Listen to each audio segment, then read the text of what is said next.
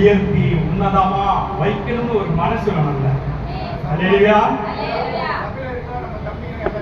ஸ்தோத்திரம். அல்லேலூயா. பரவாயில்ல. அப்படி ஒரு சபையில் இருக்கிற எல்லாம், ஏன்னா நம்முடைய தேவனுக்கு பொங்கல் படைக்க வேண்டாம், மாலை போட வேண்டாம், தேவனை உயர்த்தணும். அல்லேலூயா. நீ எவ்வளவு தூரம் உயர்த்துகிறையோ, ஏனென்றால் அவர் சொல்லுகிறார், இந்த ஜனங்களை எனக்கென்று ஏற்படுத்தினேன், அவர்கள் துதிய சொன்னா போதும், நீ உயர்த்தினா போதும், உயர்த்த உயர்த்த உயர்த்த அவர் உன்னை உயர்த்துவார். அல்லேலூயா.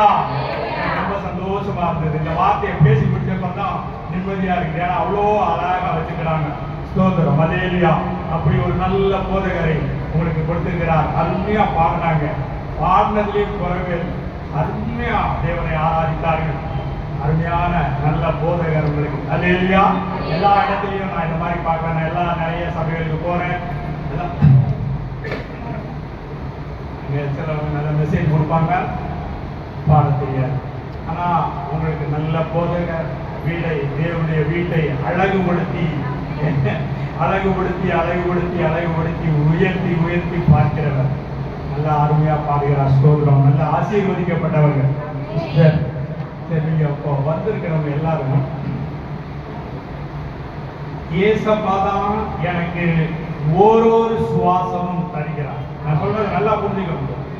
ஏசப்பாதான் எனக்கு ஓரொரு சுவாசம். ஓரொரு சுவாசத்துக்கு அப்புறம் எவ்வளவு கேட்போ அடுத்த சுவாசம் இல்ல, கேட்பே இல்லை. அடுத்தடுத்து நாம என்ன செஞ்சுக்கிட்டு இருக்கணும்?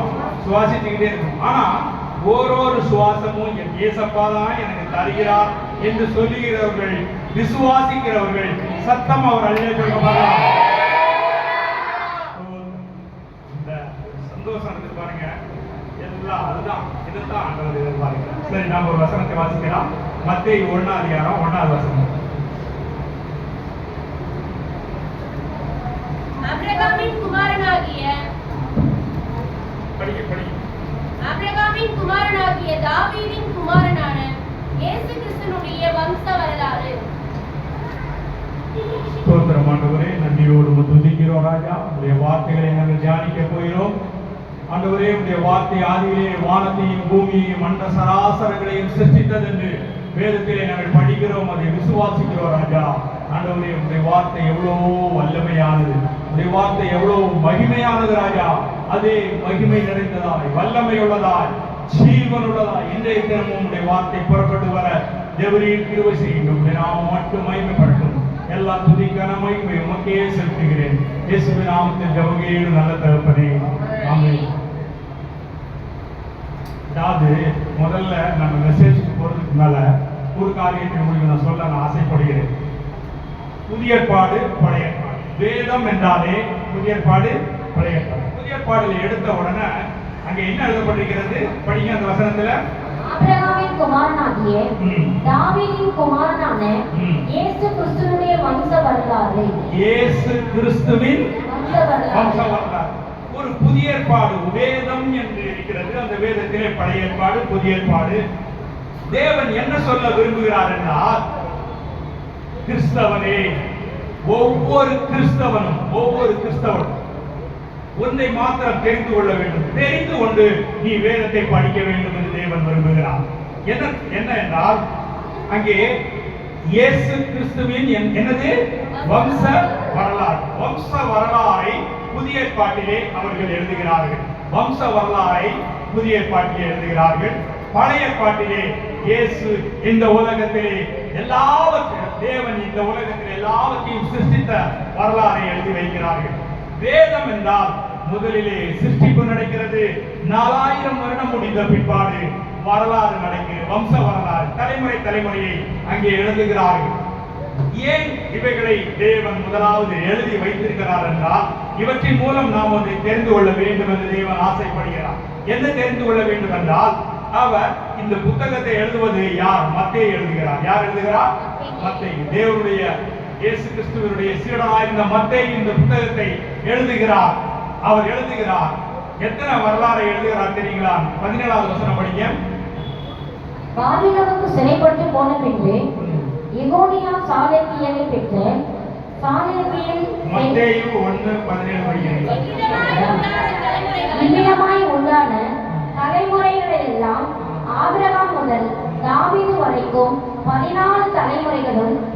தாவீது முதல் பாபிலோனுக்கு சிறைப்பட்டு போன காலம் வரைக்கும் 14 தலைமுறைகளும், பாபிலோனுக்கு சிறைப்பட்டு போன காலம் முதல் கிறிஸ்து வரைக்கும் 14 தலைமுறைகள் ஆகும். 3 14 மொத்தம் எவ்வளவுங்க? 3 14 மொத்தம் எவ்வளவு? 42 தலைமுறையை மத்தேயு எழுதுகிறார்.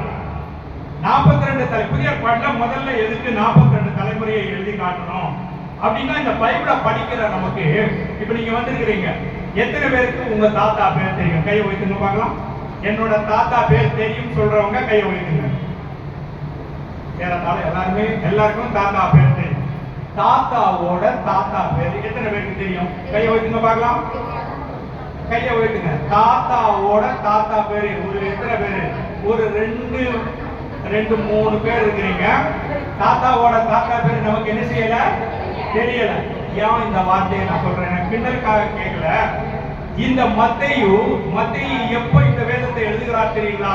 இயேசு கிறிஸ்துவின் சீடனாய் இந்த மத்தேயு, இயேசு கிறிஸ்து 33 வயதிலே இந்த உலகத்திலே கிபி 1ஆம் நூற்றாண்டிலே 33 வயதிலே தன்னுடைய ஊழியத்தை முடித்துக் கொண்டு பிதாவிடத்திலே இயேசு என்ன செய்கிறார்? சென்று விட்டார். அப்படியே அந்த 33 வயதிலே அவருடைய சீடர்கள் எல்லாம் அதே வயசுல தான், ஒரு 5 வயசு 10 வயசு முன்ன பின்ன இருந்தாங்க எல்லா சீடர்களுமே. இந்த சீடர்கள் எல்லாம் ஏறத்தாழ 70 வருஷம் தான் இந்த உலகத்திலே உயிரோடு இருந்தார்கள். ரோம பேரரசினால் எல்லாரும் அவர்கள் இரத்த சாட்சிகளாய் மறிக்க வேண்டிய சூழ்நிலை வந்தது. அப்படியாய் மறித்து விட்டார்கள். 70 வயசுல எல்லாம் நிறைய சீடர்கள் எரிச்சினார்கள், மறித்து விட்டார்கள். யோவான் மாத்திரம் உயிரோடு இருந்தார் 100 வயசு வரை. இந்த மத்தேயு தன்னுடைய 70வது வயசு மறித்து விட்டார். ஆனால் அவர் இந்த வேத புத்தகத்தை மத்தேயு எழுதும் பொழுது கிபி 58 இருந்து 68 10 வருஷத்துல இந்த புத்தகத்தை எழுதினார் என்று வரலாறு சொல்கிறது. இந்த 10 வருடத்தில், அதாவது ஒரு 70 வயசுல மறித்துவிட்ட மத்தேயு இந்த புத்தகத்தை எழுதுகிறார். அதை எழுதி இன்னைக்கு எத்தனை வருஷம் ஆயிடுச்சு தெரியுங்களா? இன்னைக்கு வருஷம் என்ன? 2025ல 70 மைனஸ் பண்ணுங்க, எவ்வளவு வருது? 1950 வருஷம். எத்தனை வருஷம்? 1950 வருஷத்துக்கு முன்னால இந்த மத்தேயு எழுதுகிறார். 1950 வருஷத்துக்கு முன்னால இந்த மத்தேயு எழுதுகிறார். 1950 வருஷத்துல இந்த உலகம் எவ்வளவோ வளர்ந்து விட்டது, விஞ்ஞானத்துல வளர்ந்து விட்டது, அறிவியல்ல வளர்ந்து விட்டது. இந்த எல்லாம் ராக்கெட் எல்லாம் இப்ப எங்க வரைக்கும் போகுது? சந்திரன் அப்படியே செவ்வாய் அப்படி இப்படின்னு போய்கிட்டு இருக்குது. அந்த அளவுக்கு வளர்ந்து விட்டது. ஆராய்ச்சி கூடங்கள் பெருகிடுச்சு. இன்னைக்கு நம்ம கையில என்ன இருக்குது? மொபைல் இருக்குது. இந்த மொபைல்ல இன்டர்நெட் இருந்தா அதுக்கு என்ன? அது கம்ப்யூட்டர் மாதிரி எல்லா வேலையும் செய்யும். அதனாலதான் சொல்றான், இந்த உலகத்தை டிஜிட்டல் வேர்ல்டுங்க.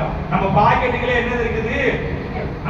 எல்லாம் டிஜிட்டலா வச்சிருக்கிறோம். எல்லாம் இந்த உலகத்தை டிஜிட்டல் வேர்ல்டுங்கிறோம். இவ்வளவு தூரம் வளர்ந்த இந்த உலகத்திலே தாத்தாவோட தாத்தா பேர் நமக்கு தெரியலையே. புரியுதுங்களா? தாத்தாவோட தாத்தா பேர் நமக்கு தெரியல. ஆனா அன்னைக்கு 1950 வருஷத்துக்கு முன்னால மத்தேயு 42 தலைமுறையை எழுதுகிறார். இன்னும் பாத்தீங்கன்னா லூக்கா 62 தலைமுறை எழுதுகிறார். எதுக்கு சொல்றேன் தெரியுமா? எதுக்கு சொல்றேன் நானு? இது மத்தேயுவால் எழுதப்பட்ட வேதம் அல்ல. அல்லேலூயா சொல்லுங்க பார்க்கலாம். ஒரு மனுஷனால் எழுதப்பட்ட வேதம் அல்லையா இது?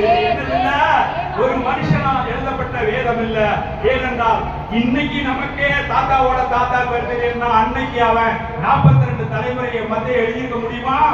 அப்ப என்னது இது? தேவன் வெளிப்படுத்தி கொடுத்த, பரிசுத்த ஆவியானவர் மூலமாய் வெளிப்படுத்தி கொடுத்த வேதம் இது. அவருடைய வார்த்தை இது. அல்லேலூயா சொல்லுங்க பார்க்கலாம். இன்னும் ஒரு காரியத்தை நான் சொல்லிட்டு மெசேஜ் உள்ள போறேன். ஆதியாகமோ, யாத்திரையாகமோ, லேவியராகமோ, எண்ணாகமோ, உபாகமோ 5 புத்தகம். 5 புத்தகத்தை எழுதுனது யாருங்க? மோசே. எல்லாரும் சொல்லுங்க பார்க்கலாம். யார் எழுதுனது? மோசே எழுதுகிறார். ஐயா, 5 புத்தகத்தை மோசே எழுதுகிறார். இவ்வளவு நாள் நாம என்ன செய்கிறோம்? 5 புத்தகத்தை மோசே எழுதுறாரு படிச்சுக்கிட்டு இருக்கிறோம். ஆனா ஒண்ணு தெரிஞ்சுக்கோங்க, அவர் இந்த வேதத்துல மோசேயை ஏன் எழுத வைக்கிறார் என்றால், மோசே எப்பொழுது பிறக்கிறார் உங்களுக்கு தெரியுங்களா? மோசே எப்பொழுது பிறக்கிறார் என்றால், ஆதாம் சிருஷ்டிக்கப்பட்டு நோவா வரைக்கும் 10 தலைமுறை. எத்தனை தலைமுறை? 1000 வருஷம். எத்தனை வருஷம்? நோவாவிலிருந்து ஆபிரகாம் வரைக்கும் 10 தலைமுறை, 1000 வருஷம். மொத்தம் எவ்வளவு ஆச்சு? 2000 வருஷமா. ஆபிரகாம் மகன் ஈசாக்கு, ஈசாக்கின் மகன் யாக்கோபு, யாக்கோபுக்கு 12 பிள்ளைங்க. அதுல லேவி கோத்திரத்துல 4வது தலைமுறையில யார் பிறக்கிறா? மோசே பிறக்கிறார். 4வது தலைமுறையில தான் யார் பிறக்கிறார்? மோசே பிறக்கிறார். அதாவது ஆபிரகாமுக்கு அப்புறம் 500 வருஷம் கழிச்சு பிறக்கிறார் மோசே. அப்ப மொத்தம் எத்தனை வருஷம் ஆச்சுங்க? ஆதாமில இருந்து மொத்தம் எத்தனை வருஷம் ஆச்சு? 2500 வருஷம் ஆச்சு. நான் சொன்னது புரியுதுங்களா உங்களுக்கு? ஆதாம் டு நோவா 1000 வருஷம், நோவா டு ஆபிரகாம் 1000 வருஷம், ஆபிரகாமில இருந்து மோசே வரைக்கும் 500 வருஷம். மொத்தம் எத்தனை வருஷம்? 2500 வருஷம். 2500 வருஷம் கழிச்சு பிறக்கிற மோசே ஆதியிலே தேவன் வானத்தையும் பூமியையும் சிருஷ்டித்தார் என்று எழுதுகிறார் என்றால் ஒரு மனுஷனால் அப்படி எழுத முடியுமா? ஒரு மனுஷனால் அப்படி எழுத முடியுமா? ஒரு மனுஷனால் அப்படி எழுத முடியுமா? போன வாரம் என்ன சாப்பிட்டோம்னு நமக்கு ஞாபகம் இருக்காது. போன வாரம் என்ன மெசேஜ் கேட்டோம்னு என்ன ஞாபகம் இருக்காது. என்னத்தை உடுத்துறோம்னு ஞாபகம் இருக்காது. இந்த உலகத்துல மறதி நிறைந்த உலகத்திலே மறதி நிறைந்த மனுஷன் வாழுகிறார். இந்த வாழ்க்கையிலே 2500 வருஷத்துக்கு முன்னால ஆதியிலே தேவன் வானத்தையும் பூமியையும் சிருஷ்டித்தார் என்று மோசே எழுதுவார் என்றால், ஐயா இது மனுஷனால் எழுதப்பட்ட வேதம் அல்ல. ஐயா இது மோசேயால் எழுதப்பட்ட வேதம் அல்ல. மோசேயால் 2500 வருஷத்துக்கு முன்னால என்ன செய்ய முடியாது? நடந்ததை எழுத முடியாது. இது பரிசுத்த ஆவியானவரால் எழுதப்பட்ட வேதம். அதே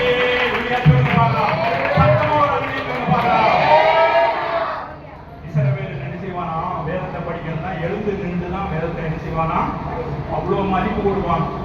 நாம எவ்வளவு தூரம் வேதத்தை மதிக்கிறோம்? எவ்வளவு தூரம் வேதத்தை மதிக்கிறோம்? படுத்துக்கிட்டு காலத்தையும் வச்சுக்கிட்டு புத்தகத்தை குமுதம் கல்கண்டு படிக்கிற மாதிரி நம்ம படிக்கிறோம். இனிமே ஒரு நாளும் என்ன செய்யக்கூடாது? என்ன செய்யக்கூடாது? கனவீனப்படுத்தக்கூடாது. வேதத்தை கையில் எடுத்தால் அதற்குரிய மதிப்பை கொடுக்க வேண்டும். ஏனென்றால் இது தேவனுடைய ஐயா, இது தேவனுடைய வார்த்தை ஐயா. தேவன் மூலமாவே எழுதினது.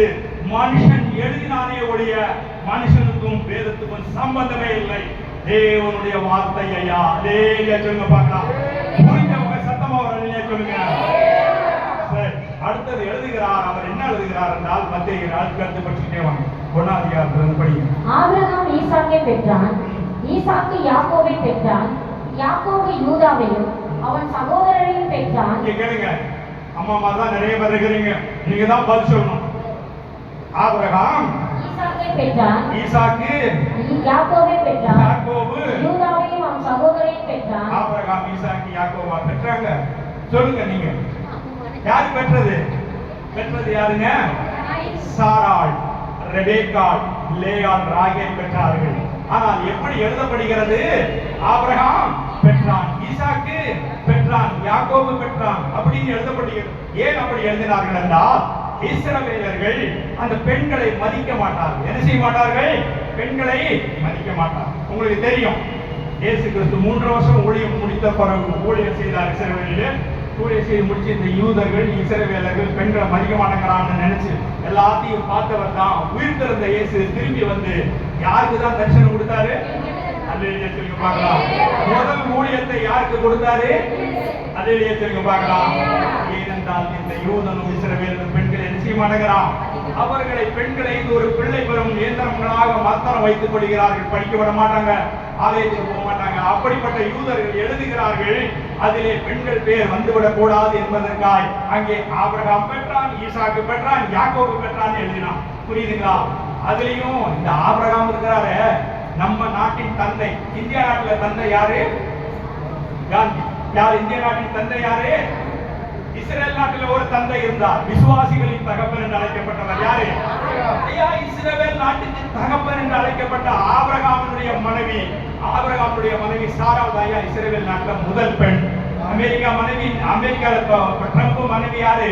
அமெரிக்காவில் முதல் பெண். அப்படி முதல் பெண்ணாய் இருந்த இஸ்ரவேலிலே முதல் பெண்ணாய் இருந்த சாராள் பெயர் வம்ச வரலாறு என்ன செய்யப்படவில்லை?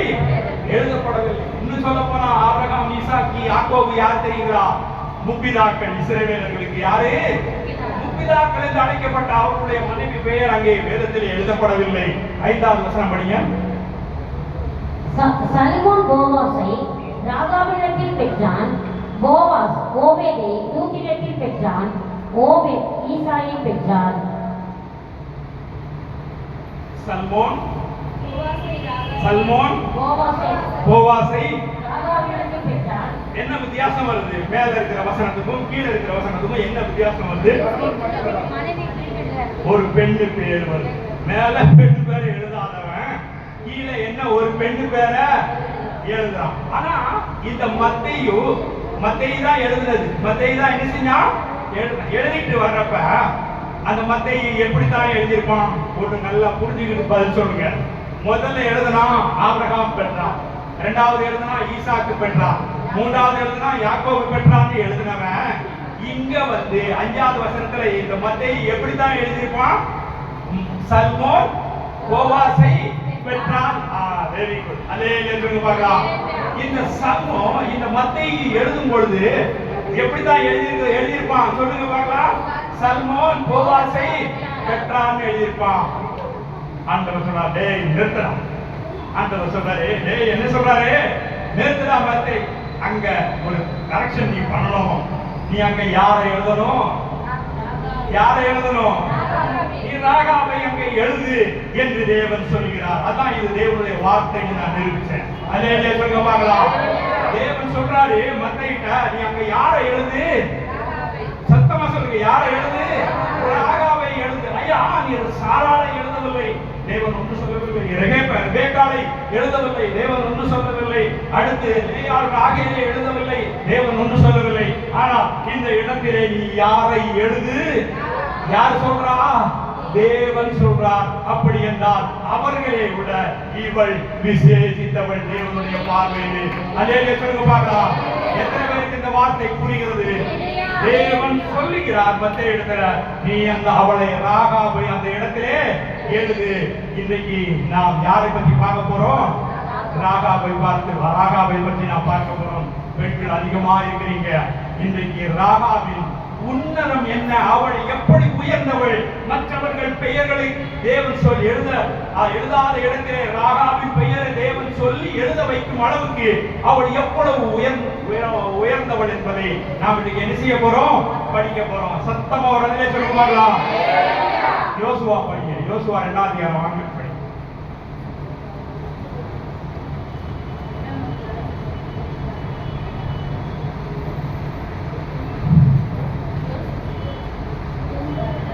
யோசுவா 2ஆம் அதிகாரம் 1ஆம் வசனம். நூனின் குமாரனாகிய யோசுவா சீத்திமில் இருந்து வேவுக்காரராகிய 2 மனுஷர்களை ரகசியமாய் வேவு பார்க்கும்படி அனுப்பி, நீங்கள் போய் தேசத்தையும் எரிகோவையும் பார்த்து வாருங்கள் என்றான். அவர்கள் போய் ராகாப் என்னும் பெயர் கொண்ட போதும். இப்பதான் நம்ம மெசேஜுக்குள்ள போக போறோம். இனி 1 hour ஆகும் மெசேஜ் நம்ம கேட்க போறோம். இது வரலாறு நிறைந்தது. அங்க உற்சாகமா சந்தோஷமா கேட்போம்னு சொல்றவங்க சத்தமா ஒரு அலையை சொல்லுங்க. சோத்திரம். உங்க சந்தோஷத்தை வச்சு நானும் சந்தோஷமா உங்களுக்கு பேசுறேன். சரி, ஓகே. இங்க பாருங்க, இங்கே எழுதப்பட்டிருக்கிறது இஸ்ரவேல் ஜனங்களை இங்கே யார் வழி நடத்துகிறார்? படிங்க, வசனத்தை திரும்ப படிங்க. நூனின் குமாரனாகிய யோசுவா. பாருங்க, ஒண்ணு கேளுங்க. அதாவது சத்தியத்தை நீங்கள் கேட்கும் பொழுது ஒரு அருமையான சத்தியம், ஆழமான சத்தியம், வரலாறு நிறைந்த சத்தியம். ரொம்ப கேர்ஃபுல்லா நீங்க கேட்கணும். அங்க இங்க உங்க எண்ணங்களை கொண்டு போகவே விடக்கூடாது. நான் உங்களோட பேசுவேன், நீங்க என்னோட பேசுங்க. ஆண்டவர் நம்மளோடு பேசுவார். இது கடைசி வரைக்கும் நீங்க கரெக்டா அப்படியே கேர்ஃபுல்லா இருங்க. ஆண்டவர் நல்ல ஒரு சத்தியத்தை உங்கள் தலைக்குள்ளே தருவார். அல்லேலூயா சொல்லுங்க பார்க்கலாம். நூனின் குமாரனாகிய யோசுவா இஸ்ரவேல் ஜனங்களை யார்தான் வழிநடத்தி வந்தது? இஸ்ரவேல் ஜனங்களை யார்தான் வழிநடத்தி வந்தது? மோசே வழிநடத்தி வந்தார். இப்பொழுது மோசேயின் பெயர் அங்கே இல்லை. மோசேயின் பெயர் அங்கே இல்லை. மோசேயின் பெயர் இல்லை என்றால் இப்பொழுது யார் பெயர் அங்கே இருக்கிறது? யோசுவா பெயர் இருக்கிறது. ஏன் இந்த மோசேயின் பெயர் அங்கே இல்லை? மோசே எங்க போனாரு? மோசே இறந்து விட்டார். மோசே என்ன செய்து விட்டார்? இறந்து விட்டார். அதாவது இதுல இருந்து நாம என்ன ஒண்ணு தெரிஞ்சுக்கணும்னா, இஸ்ரவேல் ஜனங்களை எகிப்திலிருந்து மோசே விடுதலையாக்கி, மோசே தன்னுடைய 80வது வயதிலே எகிப்திலிருந்து என்ன செய்தார்? விடுதலையாக்கி 40 வருஷம், எத்தனை வருஷம்? 40 வருஷம் வனாந்தரத்திலே நடத்தி கொண்டு வந்து முடித்து விட்டார். முடித்த பிற்பாடுதான் அவர் என்ன செய்தாரு? மோசே இறந்து போனார். இப்பொழுது 40 வருடம் பயணம் முடித்த பிற்பாடு யாரு அங்கே இஸ்ரவேலரை இப்பொழுது வழிநடத்துகிறார்கள்? யோசுவா. Very good. ஹalleluya.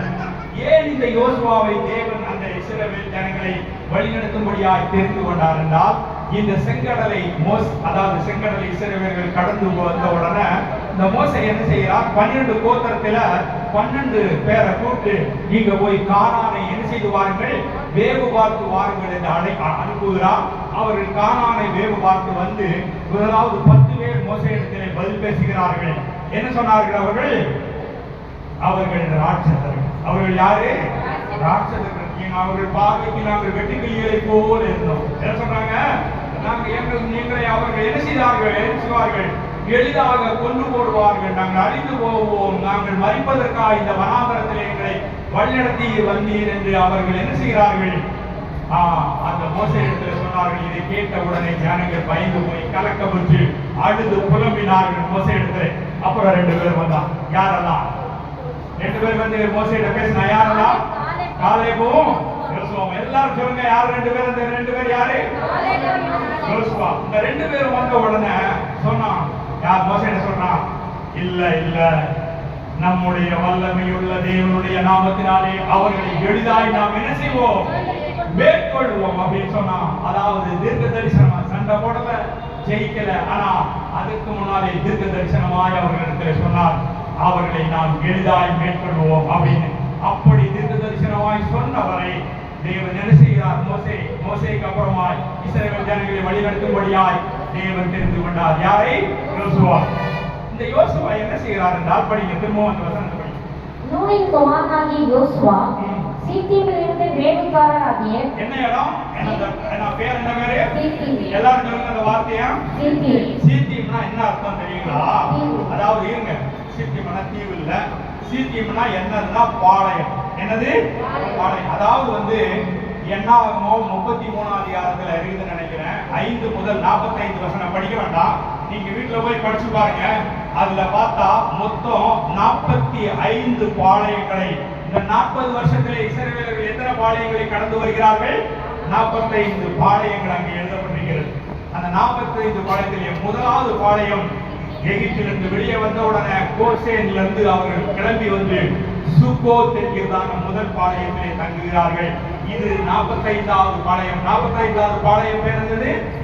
சித்தீம். என்ன பேர்? இந்த ஏரியா பேர் என்ன பேரு? இந்த ஏரியா பேர் என்ன பேரு? பிராட்வே. இந்த பிராட்வே நீங்க எப்படி உங்க ஏரியா பேரோ, அவர்கள் அங்கே பாளையம் இறங்கி இருக்கிறதான இடம் பேர் என்ன பேரு?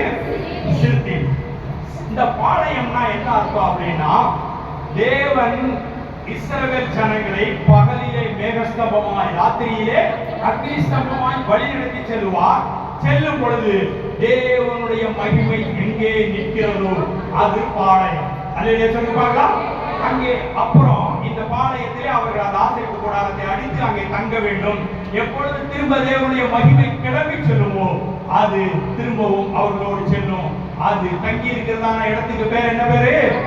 பாளையம். அந்த பாளையம் இப்போ அவர்கள் எந்த கடைசி பாளையம் எங்க இருக்கிறாங்க? சித்தீம் என்கிறதான கடைசி பாளையத்தில் இருக்கிறார்கள். இப்போ இங்க பாருங்க, தயவு செய்து எல்லாம் இங்க பாருங்க. இங்க பாருங்க, இது என்னதுன்னா சித்தீம் பாளையம். இது என்னது? சித்தீம் பாளையம். இந்த இடத்துல இப்பொழுது இஸ்ரவேலர்கள் பாளையம் இறங்கி இருக்கிறார்கள். இஸ்ரவேலர்கள்னா எத்தனை பேர் உங்களுக்கு தெரியுங்களா? யாருக்காவது ஒருத்தருக்கு தெரியுங்களா? சொல்லுங்க, வசனம் இருக்குது. இஸ்ரவேலர்னா எத்தனை பேர்? எத்தனை ஜனங்கள் வனாந்தரத்திலே வழிநடத்தப்பட்டு வந்தார்களே. யாத்திராகமம் 12:37 எழுதப்பட்டிருக்கிறது. யாராவது சொன்னீங்க? சொல்லுங்க, எத்தனை பேர் சொல்லுங்க? எல்லாரும் சொல்லுங்க. அந்த வசனம் எழுதப்பட்டிருக்கிறது 6 லட்சம் புருஷர்கள் பிள்ளைகள் தவிர. அப்படின்னா என்ன அர்த்தம்? அதாவது புருஷர்கள்னா என்ன அர்த்தம்னா, இப்போ உங்க சர்ச்சில் ஏறத்தாழ ஒரு 60-70 பேர் இருக்கிறீங்களா? அங்க 70 பேர்ல புருஷர்னா ஒரு 20 வயசுக்கு மேல 30 வயசுக்குள்ள இருக்கிற பசங்க எத்தனை பேர் இருக்கிறீங்க? இங்க 20 வயசுக்கு மேல 30 வயசுக்குள்ள எத்தனை பேர்? ஒரு 4-5 பேர் தான் இருக்கிறீங்க. ஒரு 60க்கு ஒரு 5 பேர் இருப்பீங்க. 6-7 எத்தனை பேர் இருப்பீங்க? அப்போ புருஷர் என்றால் என்ன அர்த்தம்னா சேனை வீரர்கள். யாரு? எத்தனை புருஷர்கள்? 6 லட்சம் புருஷர்கள் பிள்ளைகள் தவிரன்னு வசனத்தில் எழுதப்பட்டிருக்கிறது. பிள்ளைகள் தவிர தனியா இருக்கிறாங்க. புருஷர்கள் வனாந்திரத்திலே தேவதூதர்கள் கொண்டாந்து அவங்களை போட்டல, அவங்களுக்கு அப்பா அம்மா இருக்கிறான். அவங்களுக்கு யார் இருக்கிறா? அப்பா அம்மா இருக்கிறப்ப ஒரு புருஷனுக்கு ஒரு சின்ன கணக்கு நான் வச்சிருக்கிறேன். அப்பா அம்மா, பிள்ளைங்க, புருஷன். ஒரு புருஷன்னா அஞ்சு பேர் கணக்கு வச்சுக்கிறோம். நிறைய பேர் இருப்பாங்க, ஆனா நாம ஒரு சின்ன கணக்கு. ஒரு புருஷன்னா எவ்வளவு?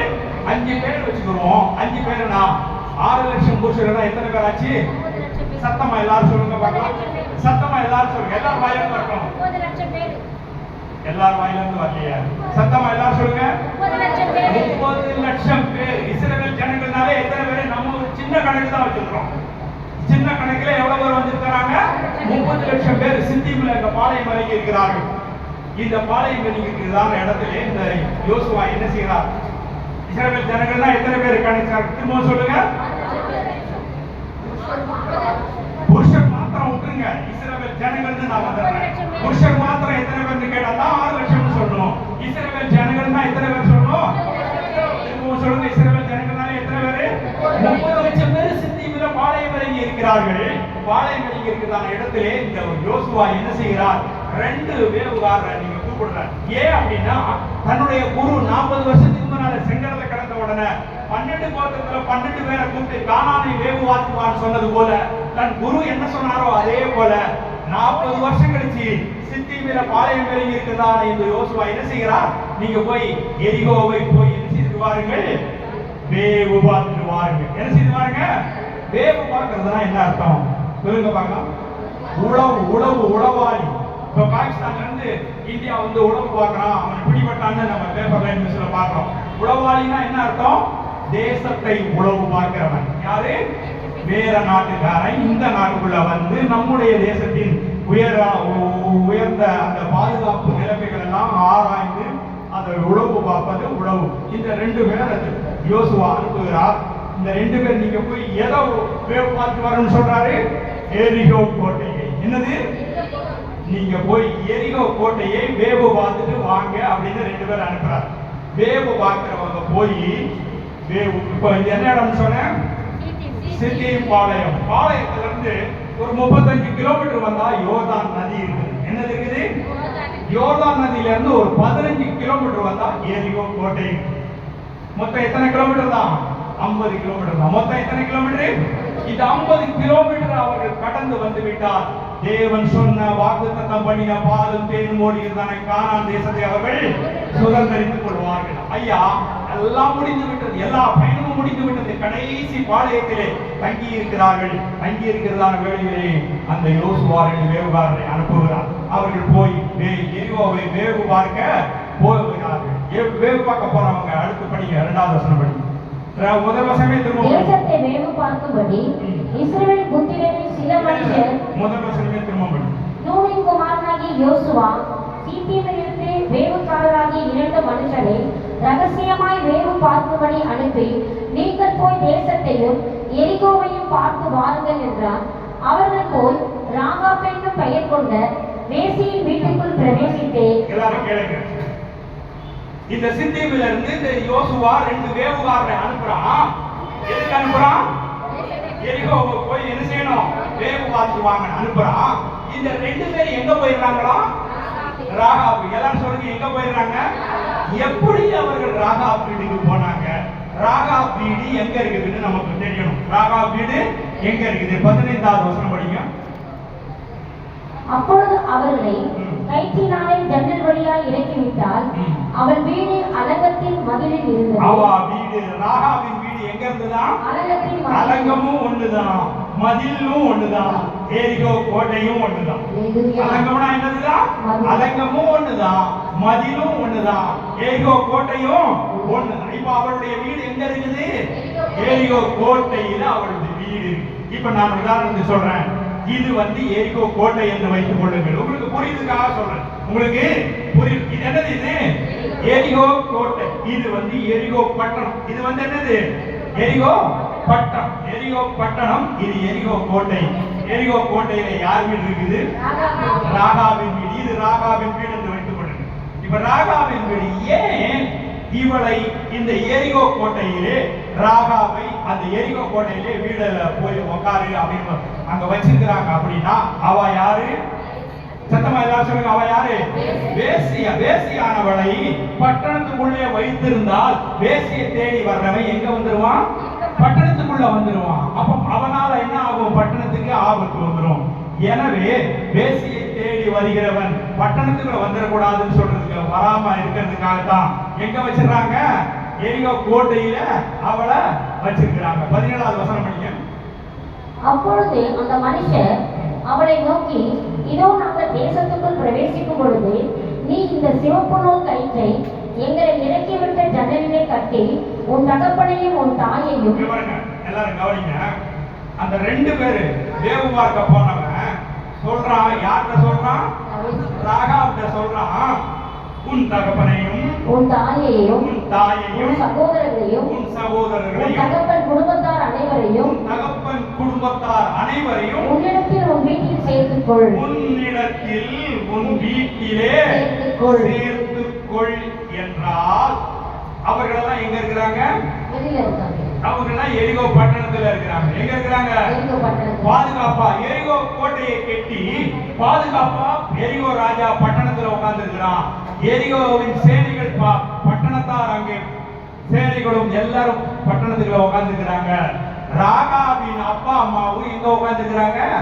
பாதுகாப்பா எரிகோ பட்டணத்துல உட்கார்ந்துக்கிட்டு அவளை மாத்திரம் அவங்க அப்பா அம்மா மாமன் மச்சன் பிள்ளைங்க எல்லாரும் சேர்ந்து அவளை எங்க வச்சிருக்கிறாங்க? எரிகோ கோட்டையில கொண்டு வச்சிட்டு. ஏன்னா அவ யாரு? இப்போ வேசியானவளை தேடி வெளியூர்காரன் என்ன செய்வான்? வேசியானவளை தேடி வெளியூர்காரன் வருவான். வர்றதுக்கு அப்படியே கோட்டையில அங்க கீழே படி இருக்கு.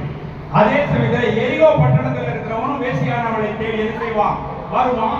அந்த வேசியை தேடி அவள் வீட்டுக்கு செல்ல இங்கேயும் படி இருக்குது. வெளியூர்காரனும் வேசி வீட்டுக்கு வருவான். எரிகோ பட்டணத்தில் உள்ளவனும் வேசி வீட்டுக்கு வருவான். அதுக்குள்ள படிகள் அங்கே இருக்கிறது. அவள் வீடு எங்க இருக்கிறது? எரிகோ கோட்டையில் இருக்கிறது. வருகிற 2 பேர் சிட்டியில இருந்து யோசுவா அனுப்புகிற வேவுவார்க்கு அனுப்புறவன் அப்படியே வந்துகிட்டே இருக்கிறப்ப ராகா வீட்டுக்கு முன்னால படி இருக்கு. உடனே என்ன போயிட்டான்? எங்க போயிட்டான்? எங்க போயிட்டான்? ராகா வீட்டுக்கு போயிட்டான். புரியுதுங்களா? இப்ப ராகா வீட்டுக்கு ஏன் அவர்கள் போனார்கள் என்று அதில் சொல்லுங்க பார்க்கலாம். சரி, இப்ப 2 பேர் வந்து ராகா வீட்டுக்கு போயிட்டாங்க.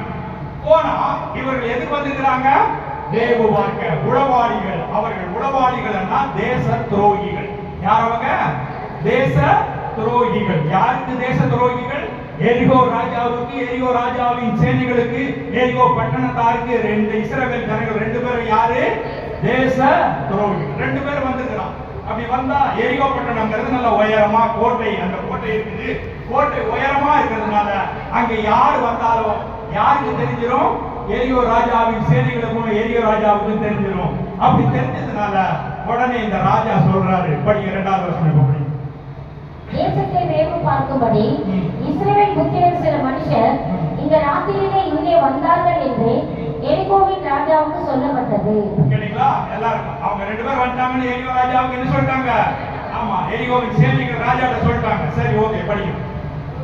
அப்பொழுது எரிகோவின் ராஜா ராகா பண்டைக்கு ஆள் அனுப்பி, உன்னிடத்தில் வந்து உன் வீட்டுக்குள் பிரவேசித்த மனுஷனை வெளியே கொண்டு வா, அவர்கள் தேசத்தை எல்லாம் வேவு பார்க்கும்படி வந்தார்கள் என்று சொல்ல சொன்னான்.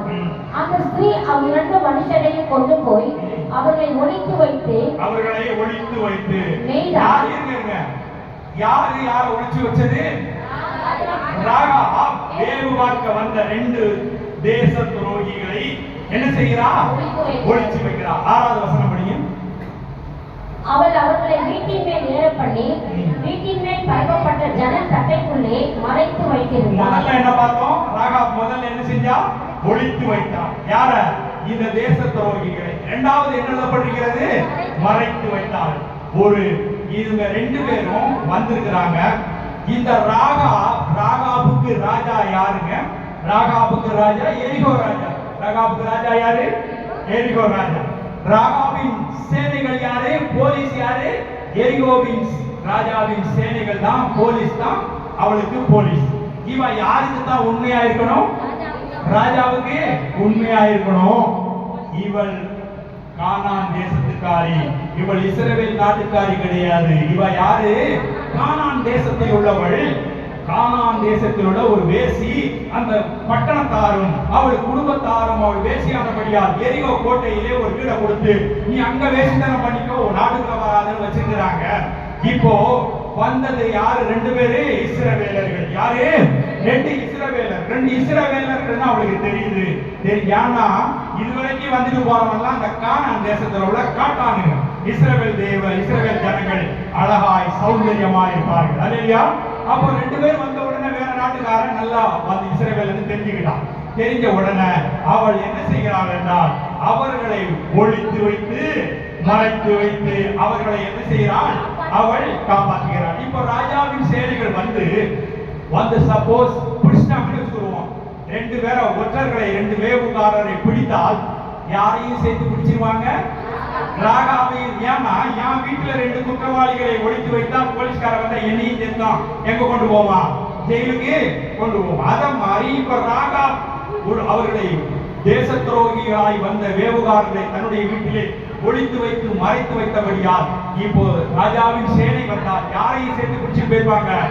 3 ராகாவையும் சேர்த்து பிடிச்சு கொண்டு போயிட்டு 3 பேரை என்ன செஞ்சிருவாங்க? மரண தண்டனை கொடுத்துருவாங்க. அப்பெல்லாம் ஜெயில் கிடையாது. உடனே என்னதான் தண்டனை? மரண தண்டனை. அப்போ அவளுக்கு தெரியும் வந்தது தேச துரோகிகள், ஒற்றர்கள். அவர்கள் இந்த நாட்டை வேவு பார்க்க வந்திருக்கிறார்கள். அவர்களுக்கு அடைக்கலம் கொடுத்தா அது என் உயிருக்கு ஆபத்து அப்படின்னு அவளுக்கு என்ன செய்யும்? தெரியும். இவன் என்றாலும் அவன் என்ன செய்கிறான்? அவளுடைய உயிருக்கு. இப்ப பாருங்க, அவளை எங்க வச்சிருக்கிறாங்க? எரிகோ கோட்டையில வச்சிருக்காங்க. இப்ப யுத்தம்னு வந்து வச்சுக்கோங்களேன். யுத்தம் வந்தா பக்கத்துல இருக்கிற நாட்டுக்காரன் கோட்டைக்கு முன்னாலதான் நிற்பான். 1000 பேர் 2000 பேர் இந்த யுத்தம் பண்ணதுக்கு நிக்கிறான்னு வச்சுருவோம். அந்த காலத்துல இந்த ட்ரோனு, ஹெலிகாப்டர், இந்த ராக்கெட், பிளைட் எல்லாம் அந்த காலத்துல சண்டை போட்டுக்கு கிடையாது. அந்த காலத்துல என்னெல்லாம் இருந்தது? சும்மா கம்பு, கல்லு, கத்தி, அருவா, அந்த வில்லு, அம்பு இதுதான் வச்சு சண்டை போடுவானுங்க. அம்பெல்லாம் எய்தானுங்கன்னா, வில்லு வச்சு அம்பு எய்தானுங்கன்னா, அம்பு ஒரு அம்பாவது யார் மேல பட்டுரும்? ராகா மேல பட்டுரும். அதாவது யுத்தம்னு வந்தா முதல் பலிகடாவா நீ சாவு. ஏன்னா நீ வேசி அப்படின்னு வேசியை கொண்டு எங்க வச்சிருக்கிறாங்க? எரிகோ கோட்டையில வச்சிருக்கிறாங்க. புரியுதுங்களா? யுத்தம்னு வந்தா முதல் பலிகடாவா நீ சாவு. அவளுடைய உயிருக்கு என்னது இல்ல? பாதுகாப்பு இல்லை. அவளுடைய உயிருக்கு உத்தரவாதம் இல்லை. அவளுடைய உயிருக்கு பாதுகாப்பு இல்லை. அவளுடைய உயிருக்கு உத்தரவாதம் இல்லை. அப்படிப்பட்ட அவள் என்ன செய்கிறாள் என்றால், தன்னை பிடித்தால் இவர்களோடு என்னையும் சேர்த்து அவர்கள் என்ன செய்வார்கள்? கொன்று விடுவார்கள் என்று தெரிந்தும் அவள் என்ன செய்கிறார்? அவர்களை ஒழித்து வைத்து மறைத்து வைத்து காப்பாற்றுகிறாள். புரியுதுங்களா? அதாவது என்னுடைய உயிருக்கு உத்தரவாதம் இல்லை, என்னுடைய உயிருக்கு பாதுகாப்பு இல்லை. பிடித்தால் என்னுடைய உயிரும் போகும், நான் செத்தாலும் பரவாயில்லை. வந்த இஸ்ரவேலர்களை நான் என்ன செய்ய வேண்டும்? காப்பாற்ற வேண்டும் என்று அவள் முதலாவது செய்த காரியம். புரிஞ்சவங்க சத்தம் ஒரு அலையில இந்த ராகா முதலாவது செய்த காரியம். இரண்டாவது அவள் என்ன செய்கிறார் என்றால் 14வது வசனம் படிங்க.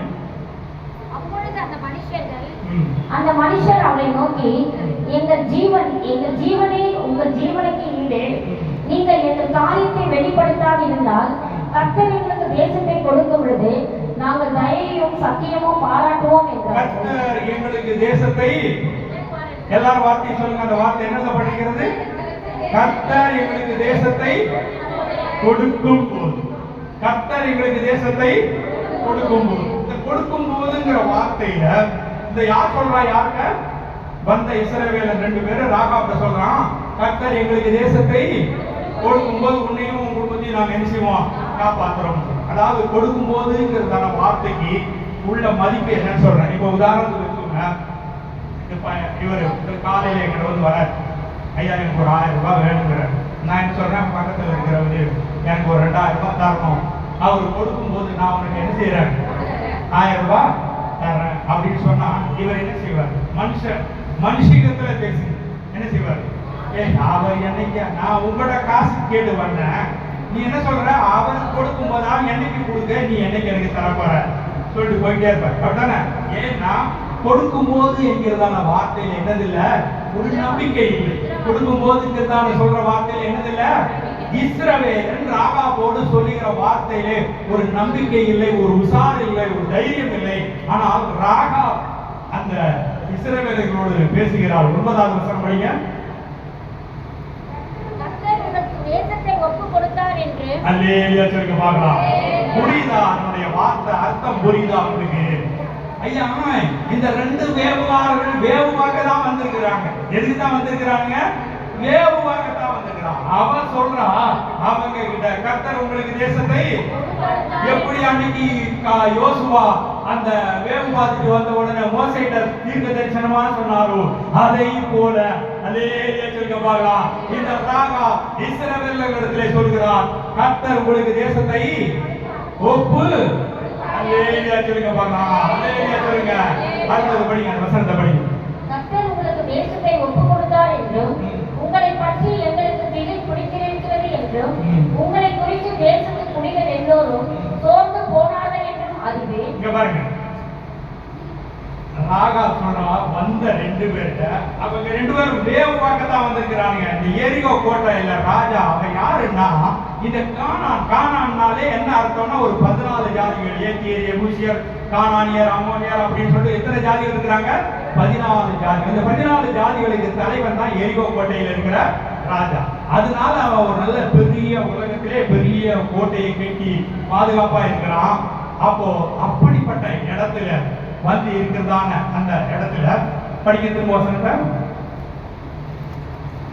அவன் சொல்றான், என்ன சொல்றான்? உங்களுக்கு தேசத்தை ஒப்பு கொடுத்தார் என்றும். பாருங்க, இங்க பாருங்க, கர்த்தர் உங்களுக்கு தேசத்தை என்ன செஞ்சிட்டாரு? ஒப்பு கொடுத்தார். தேசத்தின் ஜனங்கள் எல்லாம் எப்படி இருக்கிறாங்க? எப்படி இருக்கிறாங்க? எப்படி இருக்கிறாங்க? திகில் பிடிச்சு பயந்து பயப்படுறாங்க. அப்படின்னா அவளுக்கு எப்படி தெரியும்? ஏன்னா வேசியை தேடி வர்றவன்ட்ட ஈவா சொல்றான். என்னத்தை சொல்றா? இஸ்ரவேலின் தேவனை பற்றி. அல்லேலூயா சொல்லுங்க. அவங்களுக்கு ஒண்ணு தெரியாது, ஆனா இஸ்ரவேலின் தேவனை பற்றி இவளுக்கு தெரியும். எப்படி அவளுக்கு தெரியும்? அடுத்த வசனம் படிங்க. எங்களுக்கு திகில் பிடித்திருக்கிறது என்றும் உங்களை குறித்து தேசத்து குடிகள் எல்லோரும் சோர்ந்து போனார்கள் என்றும் அறிவேன். புரியுதுங்களா?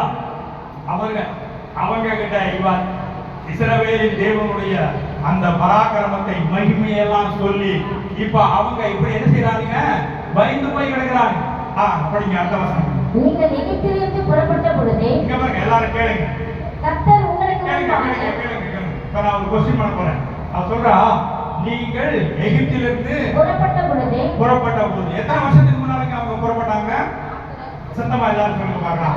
Very good. இது மாதிரி தான் நீங்க சத்தியத்தை கேட்கணும். எத்தனை வருஷத்துக்கு முன்னால புறப்பட்டாங்க? 40 வருஷத்துக்கு முன்னால அவங்க என்ன செஞ்சாங்க? புறப்பட்டு வந்தாங்க. அவ என்ன சொல்றா? படிங்க.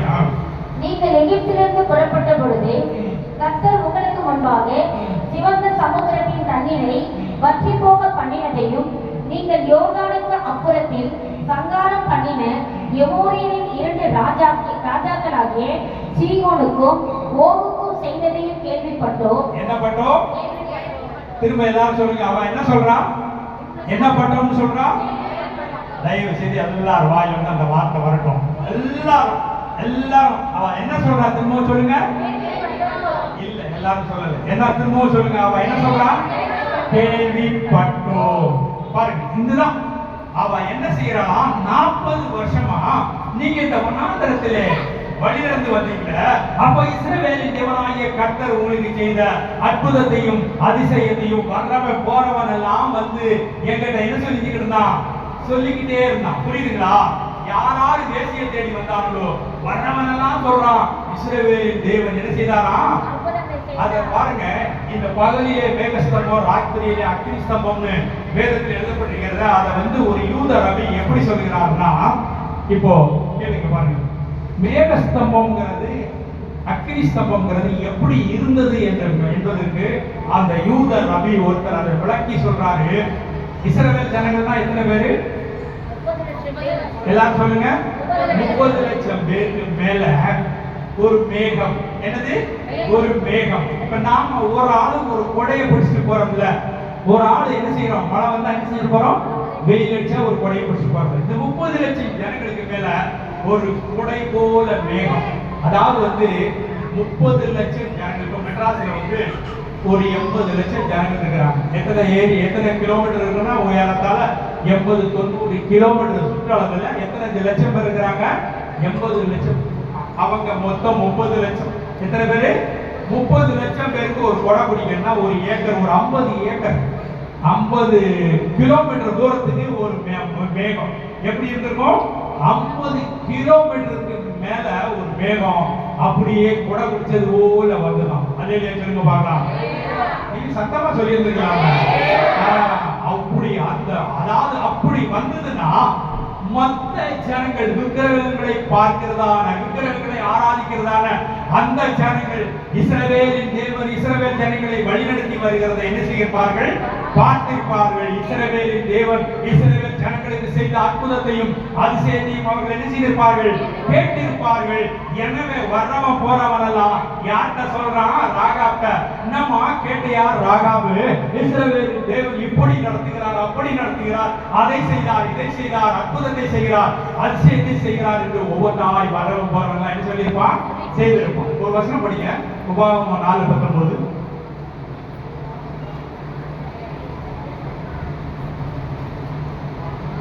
சீக்கிரமா படிங்க. உங்கள் கண்களை வானத்திற்கு ஏறெடுத்து உங்கள் தேவனாகிய கர்த்தர் வானத்தின் கீழெங்கும் இருக்கிற எல்லா ஜனங்களுக்கும் ஏற்படுத்தினர். வானத்தின் சர்வ சேனைகளாகிய சந்திர சூரிய நட்சத்திரங்களை நோக்கி அவைகளை தொழுது சேவிக்க இணங்காத படிக்கும். சந்திர சூரிய நட்சத்திரங்களை நீங்கள் சேவிக்க இணங்காதபடிக்கு உங்கள் ஆத்மாவிலே எச்சரிக்கையாய் இருங்கள் அப்படின்னு தேவன் இஸ்ரவேல் ஜனங்கள்ட்ட சொல்றார். தயவுசெய்து கேளுங்களேன். இந்த பாயிண்ட் எல்லாம் நீங்க சரியா கேட்டீங்கன்னா தான் உங்களுக்கு புரியும். ஏன் இஸ்ரவேல் ஜனங்களிடத்திலே இந்த வார்த்தையை சொல்லுகிறார் என்றால், இஸ்ரவேல் நீங்க பழைய பாடு படிச்சீங்கன்னா இஸ்ரவேல் ஜனங்களுக்கு மாத்திரம் தான் இஸ்ரவேலின் தேவன். அதிலே சொல்லுங்க பார்க்கலாம். இஸ்ரவேல் நாட்டை தவிர மற்ற எல்லா நாட்டிலையும் யாரைத்தான் கொண்டு இருக்கிறாங்க?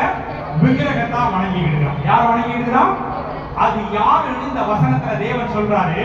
சந்திர சூரிய நட்சத்திரங்களை நீங்க என்ன செய்யக்கூடாது? சேவிக்க கூடாது. அதாவது இஸ்ரவேல் ஜனங்களை அற்புதமாய் அதிசயமாய் வனாந்தர வழியிலே நடத்திட்டு வராரு. பக்கத்துல வேற ஒரு நாட்டுக்காரன் இருக்கிறான், இந்த பக்கத்துல வேற ஒரு நாட்டுக்காரன் இருக்கிறான், முன்னால வேற ஒரு நாட்டுக்காரன் இருக்கிறான். அவருங்க எல்லாருமே எதத்தை கூப்பிட்டு இருப்பானுங்க? சந்திர சூரிய நட்சத்திரங்கள். அதாவது சூரிய பகவானை கும்பிடுறவன். எப்படி சூரிய பகவானை கும்பிட்டார்கள் என்றால், உங்களுக்கு தெரியும் நோவாவின் மகன். நோவாவுக்கு எத்தனை பிள்ளைங்க? Same, com, யாபேத். இதுல காமுக்கு ஒரு மகன் இருந்தான், கானான். அவன் சபிக்கப்பட்டவன். வேதத்தில் எழுதப்பட்டிருக்கிறது. ஏன் சபிக்கப்பட்டவன் என்றால், கானானின் வம்சத்திலே வந்த நிம்ரோத் அவன் என்ன செய்தான்? பாபேல் என்கிற ஒரு கோபுரத்தை கட்டினான். பாபேல்னா என்ன அர்த்தம் தெரியுங்களா உங்களுக்கு? பாப்னா வாசல், ஏலோஹிம்னா யாரு? தேவன். அப்போ தேவனுடைய வாசல் என்று ஒரு கோபுரத்தை கட்டுகிறான். எதற்கு அவன் அப்படி கட்டினான் என்றால், அப்படியே கட்டி கட்டி கட்டி மேல போனான். மேலதான் யார் இருக்கிறா? அந்த வானத்தின் சேனைகள், சூரிய சந்திர, அவர்களை அவன் தேவனாக நினைத்து, இஸ்ரவேலின் தேவனை தேவனாக நினைக்காமல் வானத்தில் உள்ள சந்திர சூரிய நட்சத்திரங்களை என்னதான் நினைச்சு? தேவனாக நினைத்து அவன் அப்படியே கட்டிக்கிட்டு போறான். கட்டிக்கிட்டு மேல போக போக போக போக உயரத்துல போனா அந்த தேவன் அப்படியே இறங்கி வந்து என்னை ஆசீர்வதிப்பார் அப்படின்னு சொல்லிட்டு வானத்தின் அந்த வாசல், அந்த தேவனுடைய வாசல் என்று கட்டிட்டு போனான். தேவன் அதை கண்டு அந்த தேவன் என்ன செய்தார்? பாபேல் கோபுரத்தை என்ன செய்தார்? இடித்து நொறுக்கி போட்டார். அவர்களெல்லாம் பரவி சிதறி உலகம் முழுக்க என்ன செய்தார்கள்? பரவி போனார்கள். அப்படி போனவர்கள் தான் இன்னைக்கு அதுல ஒரு கூட்டம் இஸ்ரவேலர்கள். ஆபிரகாமை தேவன் தெரிந்து கொண்டு இஸ்ரவேலாய் மாற்றினார்கள். இஸ்ரவேலர்களுக்கு மாத்திரம் இஸ்ரவேலின் தேவன். உலகம் முழுவதும் யாரை கும்பிட்டு கொண்டிருக்கிறாங்க? சூரிய பகவான். யாரை? சூரிய சந்திர நட்சத்திரங்கள். நான் சொல்றது புரியுதுங்களா உங்களுக்கு? புரிஞ்சவங்க சத்தமா ஒரு அலையிறாங்க. அதாவது இந்த சூரிய சந்திர நட்சத்திரங்களை கும்பிடுறவனுக்கு அவர்களுடைய தெய்வம் ஒரு நாளும் அற்புதமும் செய்யல, அதிசயமும் செய்யல. அவன் கும்பிட்டுக்கிட்டு தான் இருக்கிறான். அது உட்கார்ந்த இடத்துல உட்கார்ந்துருக்குது. அவன் மாலை போடுறான், கொட்டை அடிக்கிறான், எல்லாம் பண்றான், பொங்கல் வைக்கிறான், எல்லாம் வைக்கிறான். அது கண்ணை மூடிக்கிட்டு அப்படியே உட்கார்ந்துக்கிட்டே இருக்குது. ஒரு நாளும் அவருடைய தெய்வம் அவர்களுக்கு என்ன செய்யவில்லை? அற்புதத்தை செய்யவில்லை, அவர்களோடு பேசவில்லை. ஆனால் இஸ்ரவேலின் தேவன் என்பவர் இஸ்ரவேல் ஜனங்களை வனாந்தரத்திலே வழிநடத்தும் பொழுது அவர் செய்த அற்புதங்களை அதிசயங்களை கேட்டு கேட்டு இந்த சூரிய சந்திர நட்சத்திரங்களை வணங்குகிறதான இந்த தெய்வங்களுக்கு ஒரே ஆச்சரியம். இஸ்ரவேலின் தேவன் மாத்திரம் என்ன செய்கிறார்? அற்புதத்தை செய்கிறார். இஸ்ரவேலின் தேவன் மாத்திரம் என்ன செய்கிறார்? அதிசயத்தை செய்கிறார் என்று எல்லாம் உலகத்திலிருந்து வர்ற எல்லாவனுக்கும் இஸ்ரவேலின் தேவன் செய்கிற அற்புதத்தையும் அதிசயத்தையும் அவர்கள் கேட்டு கேட்டு அப்படி வந்தவன் ராகாப்ட சொல்றான், இஸ்ரவேலின் தேவன் என்ன செய்தார்? அற்புதத்தை செய்கிறார் என்று சொல்லி அப்படி ஒவ்வொருவராய் சொல்லுகிறார்கள். அதையெல்லாம் அவள் என்ன செய்தாளாம்? அவள் என்ன செய்தாளாம்? எல்லாம் அவள் என்ன செய்தாளாம்? கேள்வி. இப்போ நான் உங்ககிட்ட ஒரு கொஸ்டின் பண்றேன். எத்தனை பேர் விசுவாசிகள் இங்க வந்திருக்கிறவங்க கையை வைத்து அறையில சொல்லுங்க பார்க்கலாம். தயவு செய்து இந்த தப்பு மாத்திரம் இனிமே செய்யவே செய்யாதீங்க. ஒரு 5-6 பேர் தான் கையை வைத்துனீங்க. கிறிஸ்தவம்னாலே விசுவாசியா இருந்த ஆகணுங்க. கிறிஸ்தவம்னா யாரா இருந்தாகணும்? நாம என்ன அப்படியே பார்த்தா தேவனை ஆராதிக்கிறோம். எத்தனை பேர் காலையில வந்து பொட்டு வச்சு மாலை போட்டு ஆராதிச்சுக்கிட்டு அப்புறம் நீங்க அமைதியா இருந்தீங்க? விசுவாசம்னா என்னது? விசுவாசத்தை கண்ண மூடிக்கிட்டு ஏசப்பான்னு சொல்றவன் அதுதான் விசுவாசம். அப்போ இப்ப நீங்க வந்த அதாவது கிறிஸ்தவம், தயவு செய்து தப்பு பண்ணாதீங்க. கிறிஸ்தவன் என்று சொன்னாலே அவன் யாரு? சத்தமா சொல்லுங்க, நான் ஒரு விசுவாசி. நீ விசுவாசி இல்லன்னா நீ இந்த ஆலயத்துக்குள்ள வரவே செய்ய. நீ வேற அங்க முக்குல எல்லாம் இருக்குது, அங்க போய் அங்கதான் பார்த்து உனக்கு வணங்கலாம். இங்கே விசுவாசத்தில் தான் தேவனை என்ன செய்யணும்? பரலோகத்துக்கு போனாதான் தரிசித்து நடக்கணும். இங்கே நாம எப்படிதான் தேவனை ஆராதிக்கணும்? விசுவாசித்து தான் ஆராதிக்கணும். அதே சொல்லுங்க பார்க்கலாம். நான் ஒரு விசுவாசின்னு சொல்றோமே, இப்ப கையை வைத்து அதே சொல்லுங்க. ஒரு நாள் இந்த விசுவாசத்தை விட்டு வழிவிலகி போகாதீங்க, தப்பு பண்ணாதீங்க. நான் விசுவாசின்னு தைரியமா சொல்லுங்க, விசுவாசியா இருங்க. சரி, எப்படி நீங்க விசுவாசியா மாறினீங்க? எப்படிங்க விசுவாசியா மாறினீங்க? படிங்க, ரோமர் 10:17 படிங்க. சீக்கிரம் படிங்க. ரோமர் 10:17. மேலும் ஆதலால் விசுவாசம் கேள்வினாலே வரும். பாருங்க, விசுவாசம் விசுவாசம் எதனால வருமா? கேள்வினா என்னதுங்க? இந்த எக்ஸாமுக்கெல்லாம் கேள்வி பேப்பர் கொடுக்குறாங்க, அதுவா? கேள்வினா என்னது? காதால கேட்கிறது.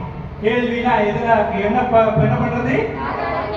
விசுவாசம் எதனால வரும்? எல்லாரும் சொல்லுங்க, தயவு செய்து இந்த விசுவாசத்தை பத்தி நல்லா தெரிஞ்சுக்கோங்க. விசுவாசம் எதனால வரும்? விசுவாசம் எதனால வரும்? கேள்வினால வரும். என்னத்தை நீ அப்படின்னா என்னத்தை கேட்கணும்? அடுத்த வசனம் படிக்கணும். அடுத்த அதிலே பாயிண்ட் படிக்கணும். அந்த வசனத்தை திரும்ப படிக்கணும்.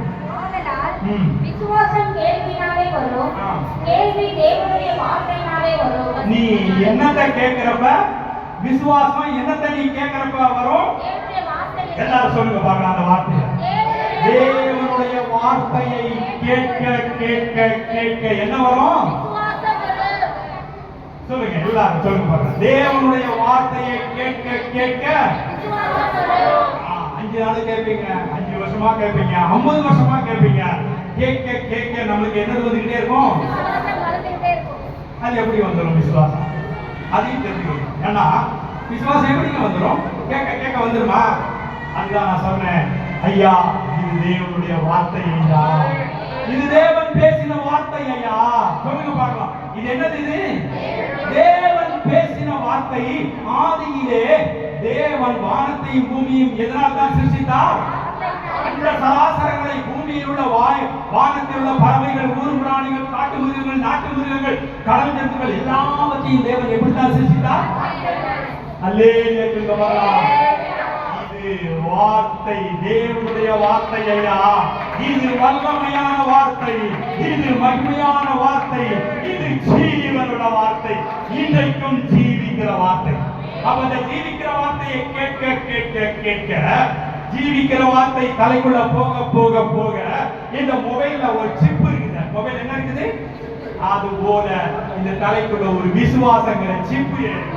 அல்லேலூயா சொல்லுங்க பார்க்கலாம். அல்லேலூயா சொல்லுங்க. அந்த விசுவாசம், அந்த சிப் ஏறிடுச்சுன்னா எல்லாம் கிடைச்சதெல்லாம் இயேசுதான் எனக்கு கொடுத்தாருன்னு சொல்லுங்க. அல்லேலூயா சொல்லுங்க பார்க்கலாம். கிடைச்சதெல்லாம் எனக்கு இயேசுதான் கொடுத்தாரு. நீங்க சொல்லுங்க. அல்லேலூயா சொல்லுங்க. எல்லாமே நீ தந்தது